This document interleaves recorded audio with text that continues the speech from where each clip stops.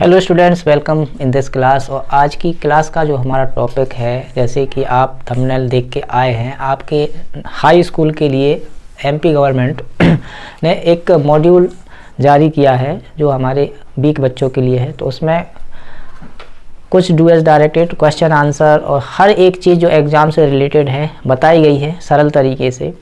उसका एक पोर्शन जो है ग्रामर का, इसमें 50 क्वेश्चन दिए गए हैं, ये आपको बताने हैं। बट आप कहेंगे कि आंसर तो उसमें दिए हैं, तो हमें इसकी आवश्यकता क्यों, इस वीडियो की आवश्यकता क्यों? तो मैं बता दूं, इसलिए कि आंसर में केवल आंसर दिया है, लेकिन आंसर आया कैसे, उसका क्या तरीका हो सकता है, ठीक है, वो जानने के लिए, और अगर इससे रिलेटेड कोई क्वेश्चन आता है तो उसको कैसे करेंगे, ये जानने के लिए ये वीडियो देखना ज़रूरी है। तो विदाउट वेस्टिंग आवर टाइम हम स्टार्ट करते हैं आपकी एक्सरसाइज को सॉल्व करना, कि किस तरीके से, कैसे सोच के हम इसको सॉल्व करेंगे। तो स्टार्ट करते हैं। पहला क्वेश्चन है, blank sun rises in the east. ठीक है, अब आपको आर्टिकल दिए हैं ए एन द। तो भाई जो दुनिया में एक होती हैं ऐसी चीज़ों के सामने हम द का यूज़ करते हैं। तो आपका करेक्ट आंसर इसके लिए क्या होगा? द, क्योंकि सन एक ही है। तो एक ही ऐसी कौन सी चीज़ें हैं, जैसे गंगा है ना, हिमालय, ये ऐसे जो एक ही हैं दुनिया में, उनके अगर वो शब्द आते हैं तो आप क्या यूज़ करेंगे? The. I don't buy blank mangoes some any.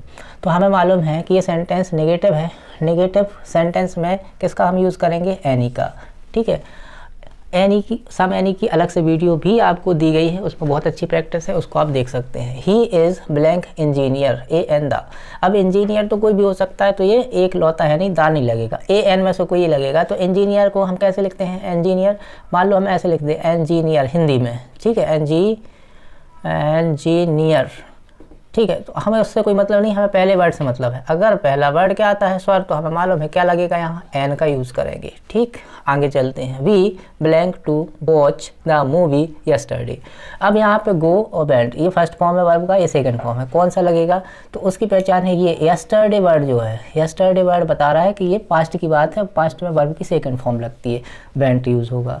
There is not blank water in the pool.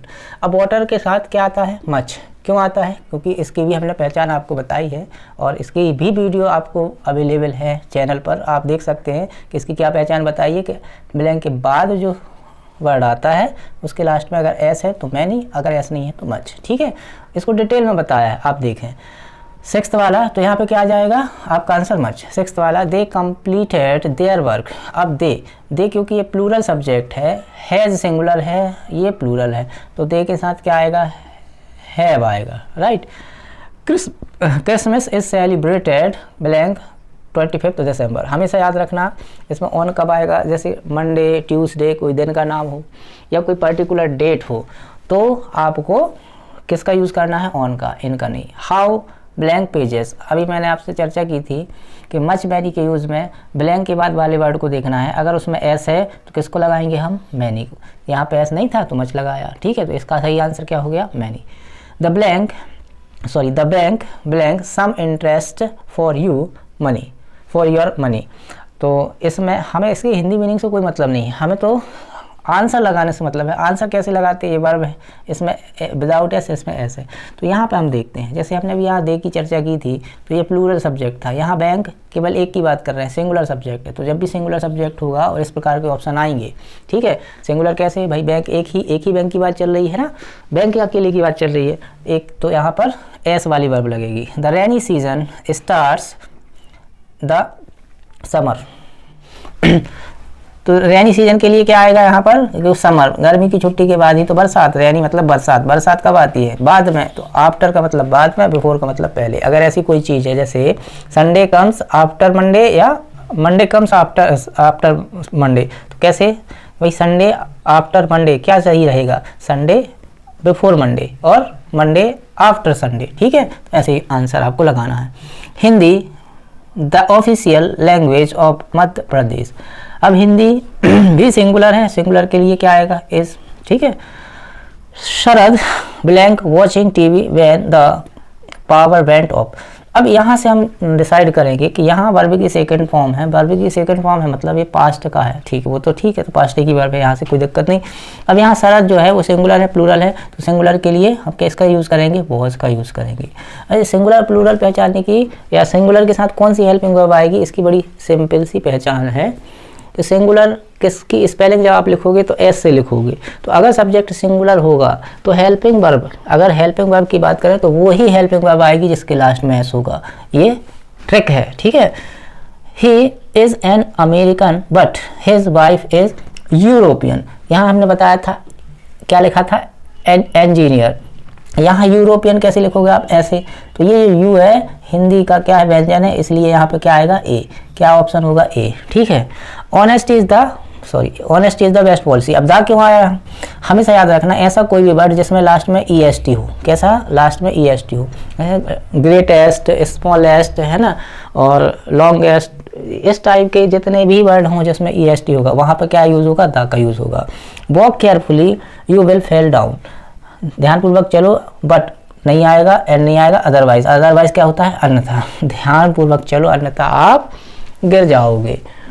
Next है 16 number question, she works hard she will fail, ठीक है। अब यहाँ क्या, इफ आएगा कि क्या आएगा, अनलेस। तो भाई शी विल फेल, ये जो सेंटेंस है क्या बता रहा है कि वो फेल हो जाएगी, यदि वो कड़ी मेहनत करेगी तो वह फेल तो होगी नहीं, इसलिए ये नहीं आएगा, फिर क्या आएगा, अनलेस। अनलेस का मतलब होता है यदि नहीं, अनलेस शी वर्क्स हार्ड, यदि वह कड़ी मेहनत नहीं करती है, नहीं करेगी तो फेल होगी, ठीक है।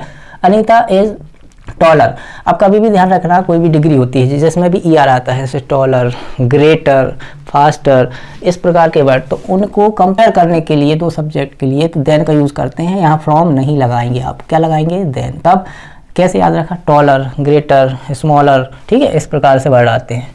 हाउ मच, यहाँ ये वाटर है, मच मैनी में हमने क्या बताया था कि वाटर में एस नहीं लगा है तो क्या आएगा यहाँ, मच, ठीक है। We need blank money some any, क्या आएगा, वी नीड। अब यहाँ नेगेटिव होता तो एनी लगाते, इंटेरोगेटिव होता तो एनी लगाते, ठीक है। तो जब ना नॉट है ना इंटेरोगेटिव है तो सम का यूज़ करेंगे।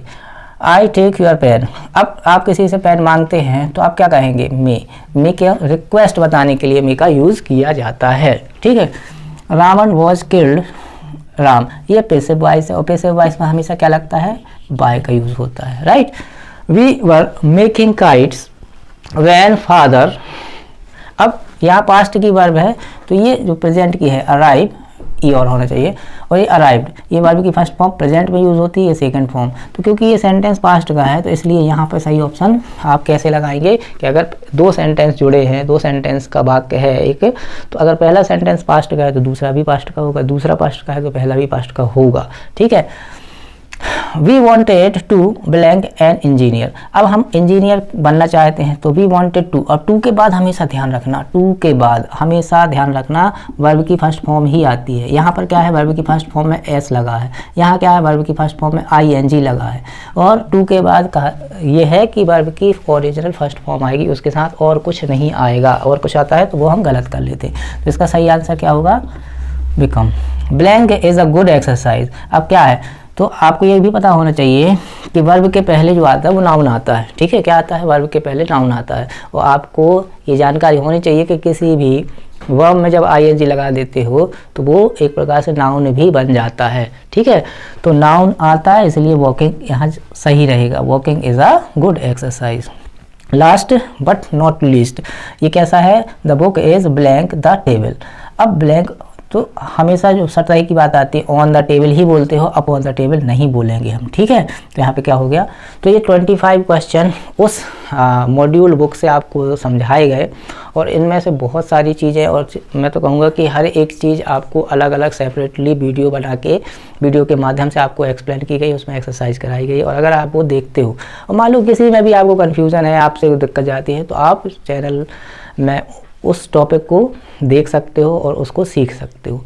तो इसके बाद हम इसी की नेक्स्ट जो पार्ट है जिसमें 26 से 250 क्वेश्चन होंगे, वो आपके लिए जल्द से जल्द अपलोड कर देंगे इसी प्रकार से समझाते हुए। आज के लिए इतना, थैंक्स, गुड डे।